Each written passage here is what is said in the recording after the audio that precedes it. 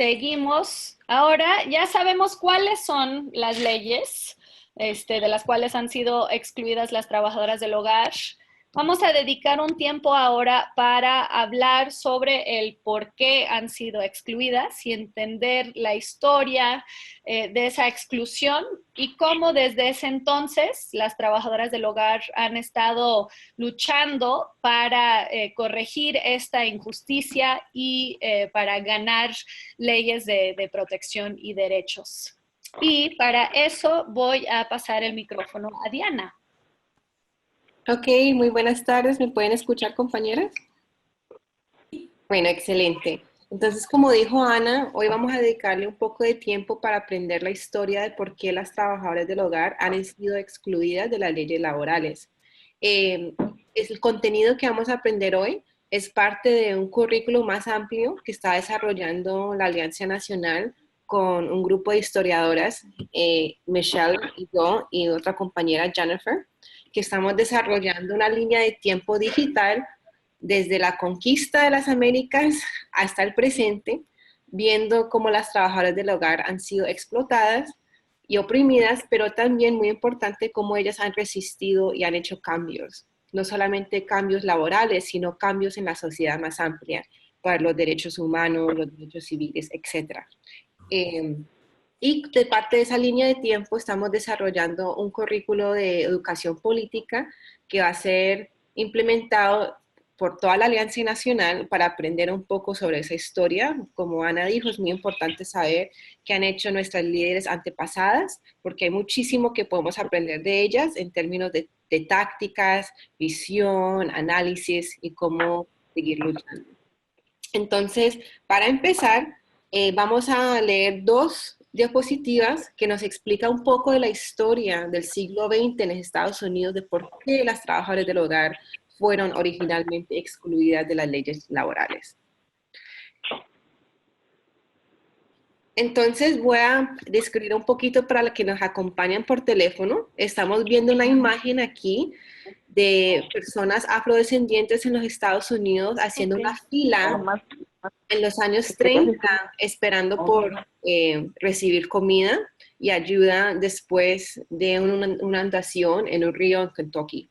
Es una imagen muy poderosa porque se hace el contraste entre la gente necesitada y una propaganda atrás donde se dice, en los Estados Unidos tenemos el estándar de vivienda más alto en el mundo. Entonces se ve ese contraste, esa hipocresía del discurso, la retórica y la realidad del sufrimiento de la gran parte de las personas.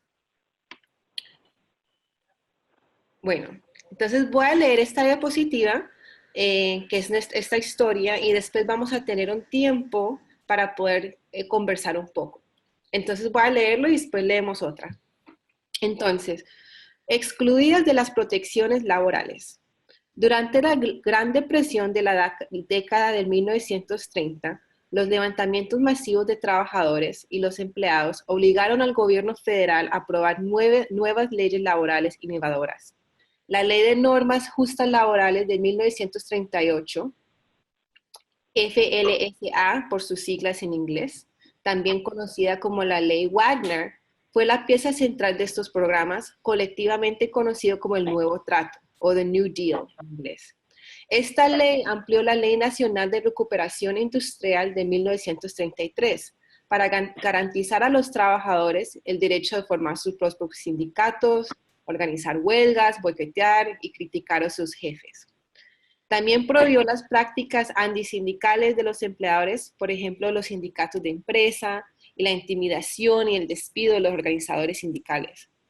Esta ley también estableció el primer salario mínimo al nivel nacional, la semana laboral de 40 horas, el pago de horas extras y prohibió el trabajo infantil en las industrias manufactureras. ¿Me ayuda? Los políticos también que escribieron esta ley hicieron concesiones a diputados conservadores blancos sureños en el Congreso. Esta ley excluyó a varias categorías de trabajadores, incluso los de agricultura, el comercio minorista, el servicio y el trabajo doméstico. Los legisladores del sur se opusieron a mejorar las condiciones laborales de estos trabajadores, porque la mayoría de estos trabajadores eran personas de color. Estos políticos temían el poder político de esos trabajadores, si les permitía formar sindicatos. Al final, la ley solamente cubría el 20% de la fuerza laboral. Los programas sociales del nuevo trato, como el seguro social, también excluyeron a las trabajadoras del hogar, porque ellas no eran elegibles para recibir seguro durante su vejez. Como resultado, el nuevo trato degradó y marginó aún más el trabajo doméstico.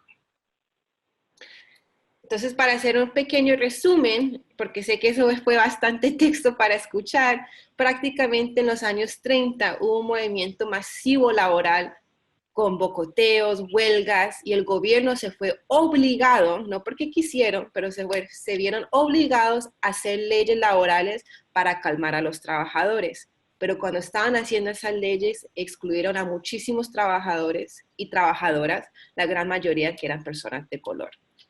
Bueno, entonces podemos leer la próxima diapositiva.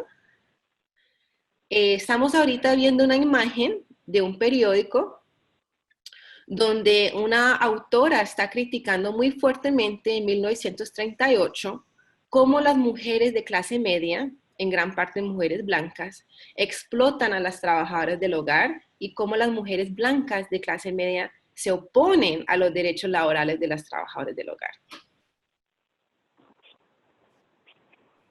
Michelle, por favor, ¿me haces el favor de leer esta diapositiva? Sí, cómo no.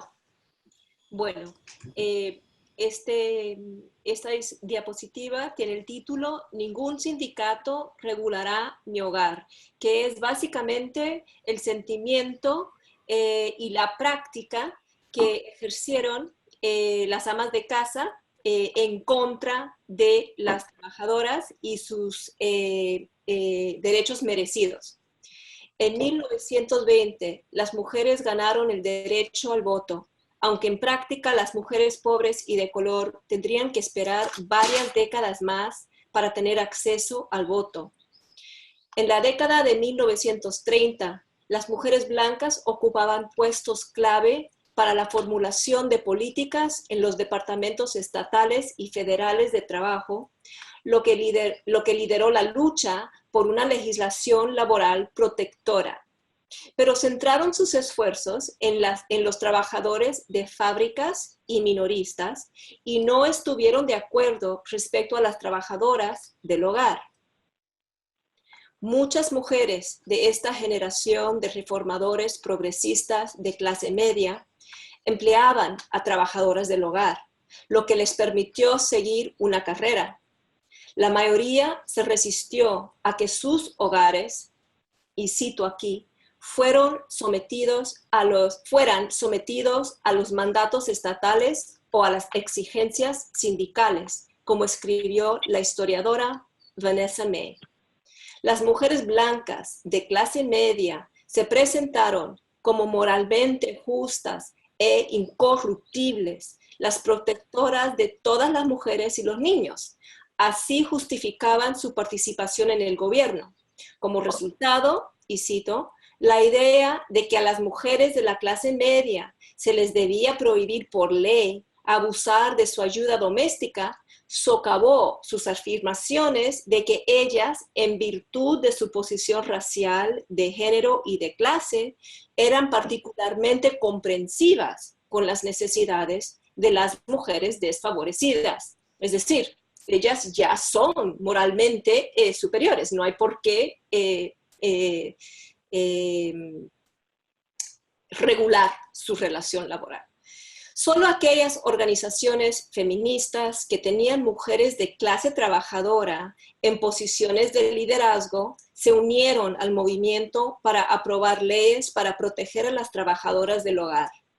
En 1938 y 39, por ejemplo, la Liga de Sindicatos de Mujeres, Women's Trade Union League, una coalición interclasista dirigida por mujeres de clase trabajadora, trabajó estrechamente con el Sindicato de Trabajadores Domésticos, Domestic Workers Union, en la ciudad de Nueva York.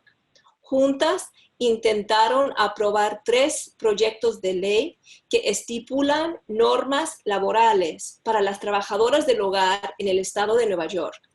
Uno de los cuales exigía una semana laboral de 6 días y 60 horas, un salario mínimo, y otro que incluía a los empleados del hogar en las leyes de compensación de trabajadores. A ver si puedo. Ana, ¿puedes subir un poco más la diapositiva? Ah, gracias. Se nos fue.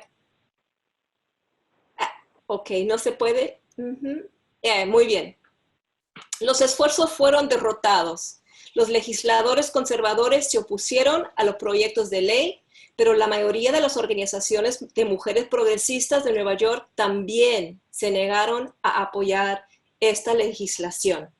Entonces, pues para resumir, ¿no? Que lo que vemos es no solo la oposición de políticos poderosos, masculinos, que quieren excluir a trabajadoras del hogar y a otros trabajadores de las protecciones laborales, sino que también las mujeres de clase media, mujeres blancas, que se comprometen con la protección de trabajadores, excluyen a las trabajadoras del hogar como trabajadores en sí. Y solo cuando mujeres de clase obrera son líderes de organizaciones, podemos ver un esfuerzo por abogar y demandar los derechos y las protecciones que otros trabajadores disfrutan en este periodo.